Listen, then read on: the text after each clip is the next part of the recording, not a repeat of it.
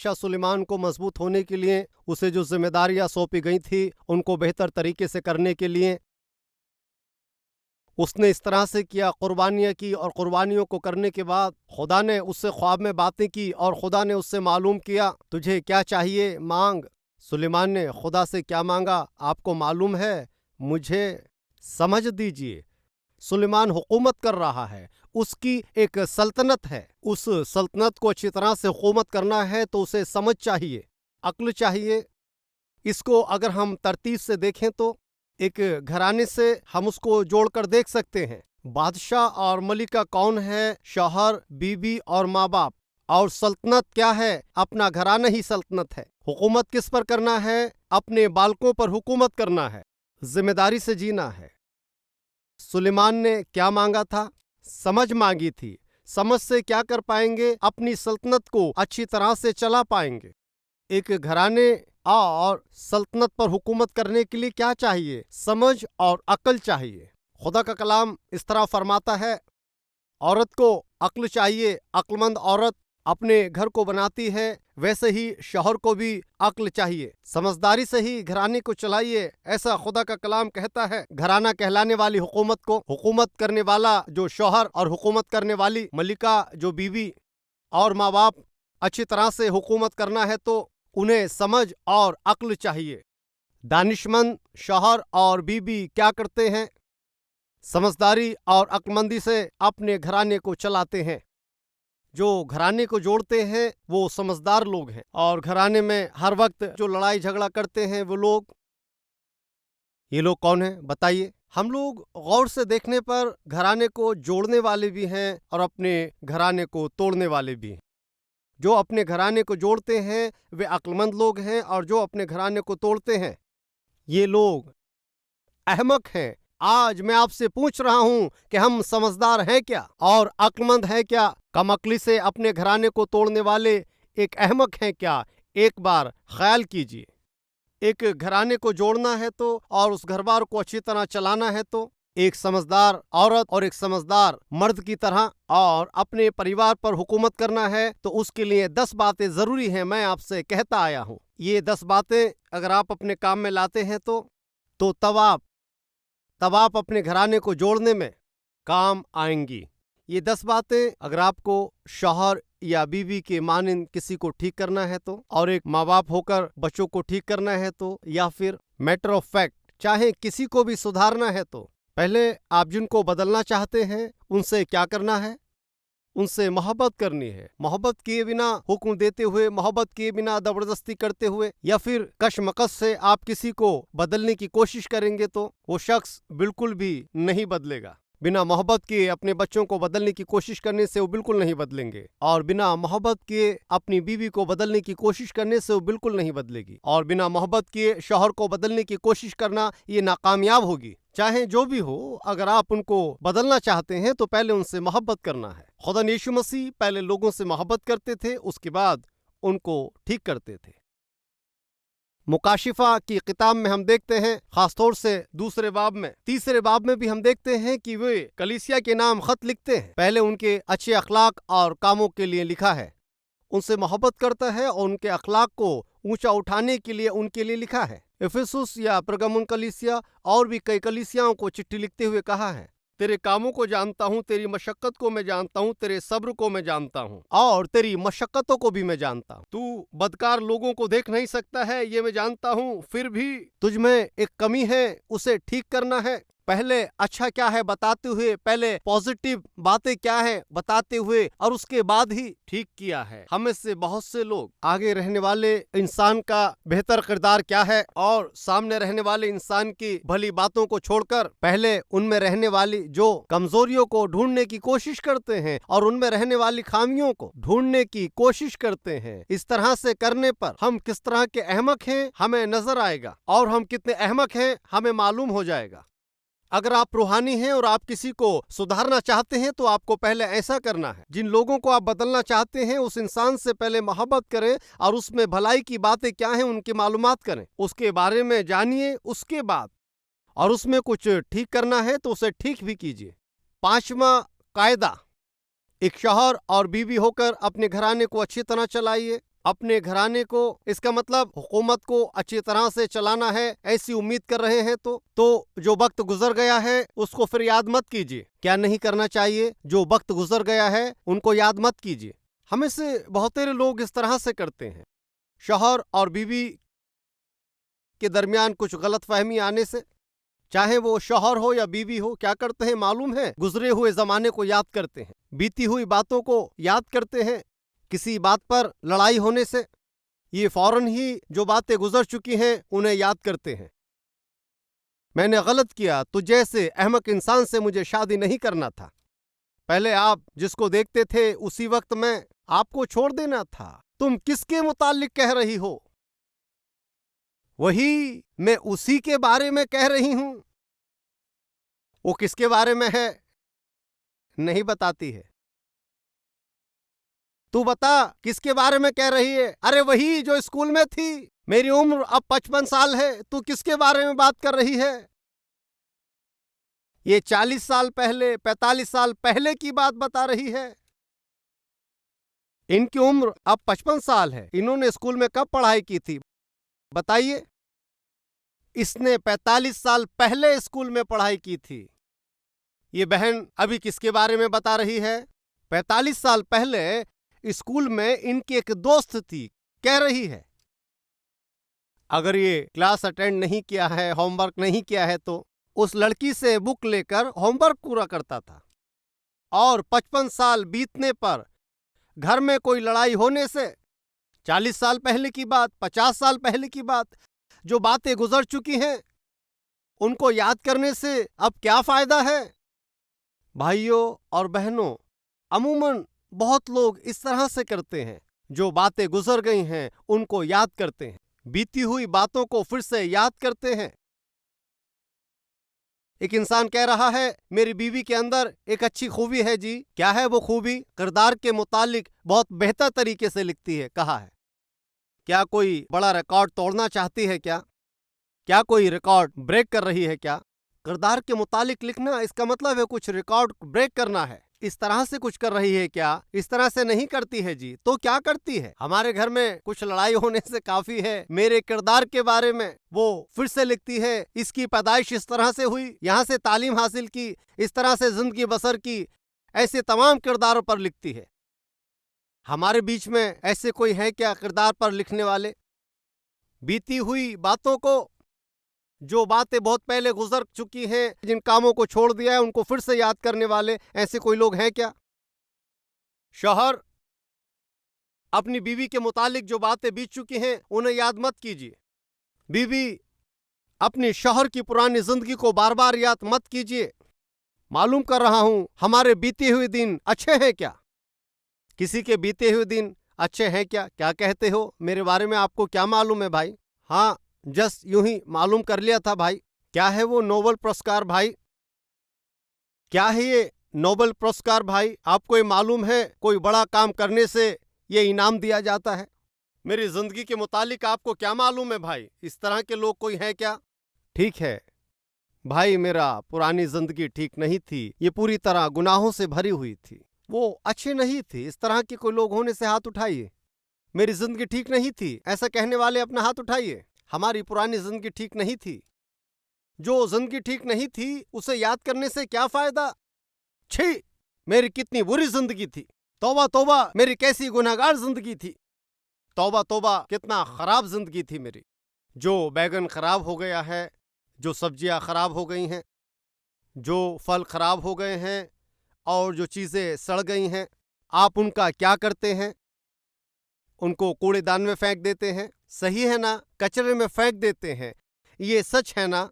आप इनको कूड़े के डिब्बे में फेंकने के बाद ध्यान से सुनिए भाइयों बहनों, ये बात आपको छूने वाली है। अगर आप कुछ कचरे में फेंकने के बाद कूड़े के डब्बे में जो चीजें खराब हुई हैं उसको कचरे के डब्बे में डालने के बाद ढक्कन लगा देते हैं, अब उस कूड़ेदान में क्या है? कचरा है। उसमें क्या है? खराब चीजें हैं। उसमें क्या है? सड़ी हुई चीजें हैं। अगर कुछ खराब होने से, सड़ जाने से और बदबू आ जाने से और बच्चे को जोठन छोड़ देने से, उसको ले जाकर हम क्या करते हैं? कचरे के डब्बे में डालकर फेंक देते हैं। और अगर हम कचरे के डब्बे के ढक्कन को अगर हम कचरे के डब्बे को और उसके ढक्कन को फिर से खोलने पर जायकेदार बिरयानी निकलेगी क्या?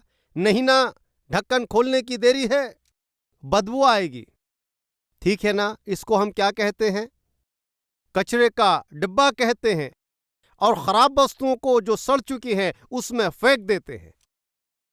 ध्यान से सुनिए, ये पुराना गंदा कचरे से भरा हुआ डस्टबिन है। कूड़ेदान में सारा कचरा ही होता है, उसमें गंदी बदबू आती है। जो खराब हो गया है उसको हमने उसमें डाल दिया है। भाइयों और बहनों, आपकी पुरानी जिंदगी, मेरी पुरानी जिंदगी, हमारी पुरानी जिंदगी खराब हो गई थी, उसमें गिरावट आ गई थी, खत्म हो गया था, गुनाहों से भरा हुआ था। लेकिन खुदा ने क्या किया? हमारी पुरानी जिंदगी को लेकर कूड़े के डब्बे में फेंक दिया। किस में फेंक दिया? कूड़े के डब्बे में फेंक दिया। उसमें अब क्या है? सड़ी हुई चीजें हैं। उसमें अब क्या है? खराब चीजें हैं। उसमें अब क्या है?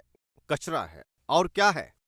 पुराने गुनाहों की, हाँ, वो तमाम चीजें उसमें हैं। और कुछ शौहर इस तरह से करते हैं, सीधे जाकर उस कचरे के डब्बे के पास बैठकर उसके ढक्कन को आहिस्ता से खोलते हैं। तू पहले इस तरह से थी, उस तरह से थी, और ऐसा किया करती थी। गोबर में अगर हाथ डालेंगे, किसका हाथ खराब होगा? बताइए, किसका खराब होगा? कुछ बोलिए। और जिससे बदबू आती है उसमें हाथ डालने से किसका हाथ खराब होगा? किसको बदबू आएगी? किसकी सेहत खराब होगी? जो उसमें हाथ डालेंगे उन्हीं के हाथ खराब होंगे और उसमें बदबू आएगी। सुनिए बहनों, हर वक्त शौहर की पुरानी जिंदगी को मत उखाड़िए। और भाइयों, हर वक्त बीवी की पुरानी जिंदगी की बातें मत कीजिए। डस्टबिन में जो कूड़ा है और जो खराब हो चुका है उसको बाहर निकालने से किसको बदबू आएगी? किसके हाथ खराब होंगे? बताइए। निकालने वाले के हाथ खराब होंगे क्या? या फिर जो आराम से सो गई है आपकी बीवी के हाथ खराब होंगे क्या? या फिर आराम से टेलीविजन देखने वाले शौहर के हाथ खराब होंगे क्या? किसके हाथ खराब होंगे? किसको नुकसान होगा? बताएंगे क्या? बताइए। हमें से कोई इस तरह कूड़ेदान से कचरा निकालने वाले हैं क्या? छी छी, कितना गंदा काम है ये। आप कौन है मालूम है? फालतू काम करने वाले हो। कूड़ेदान से कचरे को निकालने वाले एक फालतू शख्स हो। अपने घराने को अगर बनाना है तो, और अपने घर पर अच्छी तरह हुकूमत करनी है तो आपको अक्ल चाहिए, और एक अक्लमंद इंसान कभी भी कचरे के ढेर के पास नहीं जाएगा। हमारी पुरानी जिंदगी किसी की ठीक नहीं है, हम बेहतर नहीं हैं, इस वजह से जन्नत ले जाने वाली किस्मत को खो दिए हैं। तो भाइयों बहनों, अपने शौहर और अपनी बीवी को माफ नहीं कर पाओगे क्या? पुरानी जिंदगी को खुदा भी भूल गया। खुदा के कलाम में क्या लिखा है? पढ़िए, देखिए। यशायाह नबी की किताब, उसका 43वां बाब 25वीं आयत पढ़ रहा हूं। मैं ही वो हूं जो अपने नाम की खातिर तेरे गुनाहों को मिटाता हूं और मैं तेरी खताओं को याद नहीं रखूंगा। क्या लिखा है? मैं तेरे खताओं को याद नहीं करूंगा। खुदा एक बार तुझे माफ करने के बाद, आपकी पुरानी गुनाहों की जिंदगी को माफ करने के बाद, उसे वो फिर कभी याद नहीं करेगा। खुदा ही याद नहीं करेगा। इस तरह से कहने से भाइयों और बहनों, क्यों अपने शौहर की पुरानी जिंदगी के मुतालिक बातें करती हो? और क्यों अपनी बीवी की पुरानी जिंदगी के मुतालिक याद करते हो? तुम वैसी थी, तुम ऐसी थी। 10 साल पहले तुमने क्या किया था मुझे मालूम है। 20 साल पहले आपने क्या किया मुझे मालूम है। और आप किसके साथ घूमते थे मुझे अच्छी तरह से पता है, पता है, मुझे पता है, पता है, पता है अच्छी तरह से। अंदर क्या है मुझे अच्छी तरह से पता है। सड़ी हुई चीजें उसे निकालता हूं, तो निकाल अच्छी तरह से। सड़ी हुई सब्जियां, सड़े हुए फल, सड़ी हुई चीजें, सब कुछ निकाल अच्छी तरह से। सब कुछ अपने ऊपर डाल ले, सारा अपने सिर पर डाल ले। किसका नुकसान होगा? बताइए। भाइयों और बहनों, आपको अपने घराने पर अच्छी तरह हुकूमत करना है तो समझ चाहिए, अकल चाहिए। जो समझदार हैं वो पुरानी जिंदगी को बिल्कुल याद नहीं करेंगे, कचरे के पास बिल्कुल नहीं जाएंगे, क्योंकि वो कचरा है, पूरी तरह से सड़ गया है। पुरानी गुनाहों की जिंदगी ठीक नहीं है। जो ठीक नहीं है उसे आप याद करेंगे तो उससे क्या फायदा होगा? खुदा ही फरमा रहा है, मैं तेरी खताओं को याद नहीं करूंगा। और खुदा ही हमारे गुनाहों को याद नहीं कर रहा है, तो हम अपने शौहर के गुनाहों को, बीवी के गुनाहों को 10 साल, 15 साल और 20 साल पहले आपके शौहर ने और आपकी बीवी ने जो गलतियां की हैं, उसके बारे में फिर से आप क्यों बात करते हो और क्यों अपनी जिंदगी और घर को तबाह कर रहे हो? इससे क्या होगा बताइए? कूड़े के डिब्बे में जो है सब बाहर निकालने से घर में बदबू नहीं आएगी क्या? आज इस तरह के कितने अहमक शौहर और बीवी नहीं है? तसल्ली से रहने वाले घर को कूड़ेदान में जो कुछ भी है वो सारा कचरा बाहर निकाल कर सारे घर को बदबू से भरने वाले कितने लोग नहीं हैं? कौन है ये लोग? ना समझ लोग। कौन है ये लोग? अहमक लोग हैं। अगर आप समझदारी से जीने की उम्मीद रखते हैं तो पुरानी जिंदगी के मुतालिक बातें मत कीजिए। कल या आने वाले दिन के बारे में आप बात मत कीजिए। पिछले महीने जो हुआ है उसके बारे में बात मत कीजिए। तो क्या करना है? देखिए 18वीं आयत, वही बाब 43 उसके 18वीं आयत। पिछली बातों को याद मत करो और कदीम बातों पर सोचते न रहो। क्या नहीं करने के लिए कहा खुदा ने? पिछली बातों को याद मत करो। शौहर की जिंदगी में या फिर बीबी की जिंदगी में जो भी उन्होंने गलतियां की हैं उन्हें बार बार याद मत करो। उसे बार बार याद मत करो। उसके बारे में याद करते हो, उसके बारे में बार बार दोहराते हुए खुद को आप दुख मत पहुंचाइए।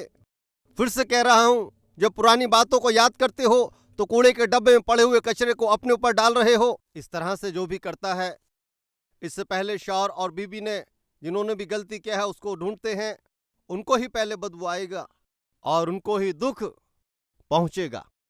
इसको मत भूलिए। आप फिर से अगर अपनी बीवी की पुरानी जिंदगी के मुतालिक बातें कर रहे हैं तो आप कौन हैं? आप एक बेकार व्यक्ति हैं।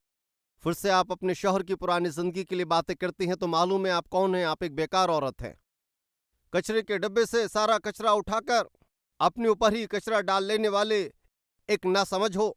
इस तरह के कोई लोग हैं क्या हमारे बीच में? इस तरह से हर वक्त शौहर ने जो गलती की है उसे हर वक्त याद करते हुए चोट पहुंचाने वाले लोग, बीवी की जिंदगी ने उसने जो भी गलतियां की हैं उनको बार बार याद करते हुए इस तरह से चोट पहुंचाने वाले कोई है क्या? तू तो अपने घराने को तोड़ रहा है। खुदा ही भूल जाने से, खुदा ही भूल जाने पर, खुदा ही माफ करने पर। सुनो भाइयों बहनों, आप अपने शौहर को माफ नहीं कर रही हो, आप अपनी बीवी को माफ नहीं कर रहे हो। पहले खुदा माफ कर रहा है और फिर भूल रहा है। खुदा ही माफ कर रहा है और भूल रहा है, तो हर समय गलतियां करने वाले आप क्यों अपने शौहर और अपनी बीवी को माफ नहीं कर रहे हो? और माफ करने के बाद और क्यों उन्हें पूरी तरह से नहीं भूलते? खुदा क्या फरमाता है? पिछली बातों को याद मत कीजिए और न कदीम बातों पर सोचते रहो। अगर हम इस तरह से कदीम बातों पर मन नहीं लगाते हैं और पिछली बातों को हम अगर याद नहीं करते हैं, खुदा क्या करेगा? यहाँ पर बयान करता है, देखो मैं एक नया काम करता हूँ, वो अभी ज़हूर में आएगा, क्या तुम मुझसे नावाकिफ रहोगे? मैं बियाबा में एक राह बनाऊंगा और सहरा में नदियां जारी करूंगा। पिछली जिंदगी को याद करते हो क्या? तो बचा हुआ पानी खत्म हो जाएगा और नदी सूख जाएगी। पिछली जिंदगी को याद करते हुए घर में लड़ाई कर रहे हो क्या? तो घर में तसल्ली और खुदा की मौजूदगी चली जाएगी। हर वक्त अपने शौहर की पुरानी जिंदगी के बारे में, हर वक्त बीवी की पुरानी जिंदगी के बारे में, हर वक्त आपके बच्चों ने जो गलतियां की हैं उनको याद करते हुए उनके दिल को चोट पहुंचा रहे हो क्या? तो आप अपने घराने को बिगाड़ रहे हो, तसल्ली और इत्मीनान को दूर कर रहे हो। तो अब आपको क्या करना है? अपनी जिंदगी में पुरानी बातों को याद नहीं करना चाहिए। कोई यहाँ पाक नहीं है, मेरी बीवी पाक नहीं है, मैं पाक नहीं हूँ, कोई भी रास्तबाज नहीं है, कोई भी रास्तबाज नहीं है, सब के सब गुमराह हो गए हैं। इस तरह से हम लोग, मैं और मेरा शौहर गुमराह हो गए थे। वो शायद अलग अलग रास्ते होंगे, किसी न किसी तरह से गलतियां किए होंगे। खुदा ने मुझे और मेरी बीवी को माफ किया है, तो मुझे क्यों माफ नहीं करना है? खुदा ने मेरे शौहर को माफ किया है और उनकी पिछली जिंदगी को भूल गया है। मेरी बीवी ने जो गलतियां की हैं खुदा ने उसको माफ किया है और भूल गया है, उसे मैं क्यों याद करूं? इसे कहते हैं रूहानियत, समझदारी और अक्लमंदी। और इस तरह से ना होते हुए कम अक्लों की मानिंद आपको बात नहीं करना है। पहले जो भी गलतियां किए हैं उनको याद ना करते हुए, शौहर ने अगर गलतियां की हैं और बीबी ने अगर गलतियां की हैं तो उनको याद करते हुए पुरानी जिंदगी को, गुनाहों की जिंदगी को, खराब जिंदगी को अगर आप फिर से आप खोदने से आपको ही बदबू आएगी। आपके मुंह को, आपकी नाक को, आपके मुंह को बदबू आएगी। पहले आपको और आपके दिल को खराब करेगा, आपके इत्मीनान को खत्म कर देगा। उसको खोदिए मत। और आप इस तरह से नहीं करते हैं और सब कुछ भूल जाते हैं, तो मेरा खुदा कह रहा है, मैं एक नया काम करता हूं। आपके घर में एक नया काम करता हूं सहरा में नदियां बहाऊंगा, सहरा में एक रास्ता बनाऊंगा। खुदा आपकी जिंदगी में रास्ता खोलने के लिए उम्मीद कर रहे हैं क्या? सहरा में उस तरह आपकी जिंदगी में नदियां बहना है ऐसी उम्मीद कर रहे हैं क्या? और आपकी जिंदगी को फलों से भरना है ऐसी उम्मीद कर रहे हैं क्या? तो इसके लिए एक कायदा है, पिछली बातों को याद मत करो। हर वक्त पुरानी जिंदगी के मुतालिक बातें मत कीजिए। शादी हुए 50 साल हो चुके हैं, शादी हुए 30 साल गुजर चुके हैं। इस तरह से 30 साल के बाद भी शादी में आपकी माँ ने क्या कहा था मुझे अब तक याद है। शादी में आपके वालिद ने क्या किया मुझे अब तक याद है। आपके भाई आपकी बहन ने क्या किया था मुझे अभी तक याद है। किसकी शादी में? हमारी शादी में। शादी हुए 50 साल गुजर चुके हैं ना जी, होने से भी, लेकिन मुझे लग रहा है आज ही हुई है। ये क्या है बताइए? शादी हुए 50 साल गुजर गए और शादी में क्या हुआ? लेन देन में 50 रुपए कम हुआ। कम देने से उसे अब तक याद करता है, उसके बारे में कहता रहता है। समझ है क्या? बहुत पहले हुई जो गलती के विषय में शादी होकर बहुत साल गुजरने के बावजूद भी अब तक उसे याद करते हुए इस तरह से चोट पहुंचाने वाले ये लोग कौन हैं? अहमक लोग हैं। इस तरह से आपको नहीं होना चाहिए। आप पिछली बातों को और पिछली यादों को याद नहीं करते हो तो खुदा फरमाता है मैं आपकी जिंदगी में और आपके घराने में एक नया काम करूंगा। सहरा में नदियां बहाऊंगा और ब्यावा में एक रास्ता बनाऊंगा। और खुदा के बेहतर कामों को अपने घराने में देखना चाहती हो क्या? तो जो आपको छोड़ना है उसे छोड़ दीजिए और जिनको भूलना है उन्हें भूल जाइए। खुदा आपकी जिंदगी में एक नया काम करे। लेट्स प्रे, दुआ करेंगे।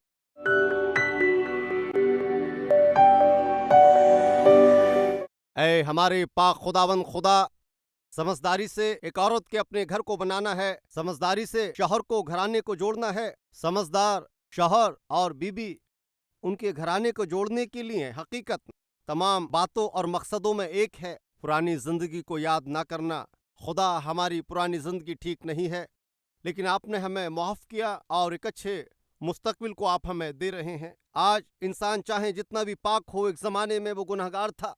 ऐ खुदा, हम अपनी पुरानी जिंदगी की बातें करते हैं तो कोई फायदा नहीं है। हमें अपनी पुरानी जिंदगी के मुतालिक सोचना नहीं चाहिए, क्योंकि आपने हमें माफ किया है। हमारी पुरानी जिंदगी को माफ करते हुए आप भूल गए हैं। हमने पहले जो गुनाह किए हैं उनको माफ करते हुए भूल गए हो। फिर क्यों खुदा हम इसके बारे में सोचें? फिर क्यों ऐ खुदा इनको सोचकर हमें बदबू फैलाना है? ऐ खुदा, इस गंदगी फैलाने वाली जिंदगी से हमें छुड़ाइए। खुदा, घर को साफ रखना है लेकिन गंदगी से नहीं भरना है। हम पर फजल कीजिए। आज हम में से बहुत सारे लोग घर को गंदगी से भरने वाले आज बहुत सारे लोग हैं, उन्हें ठीक कीजिए।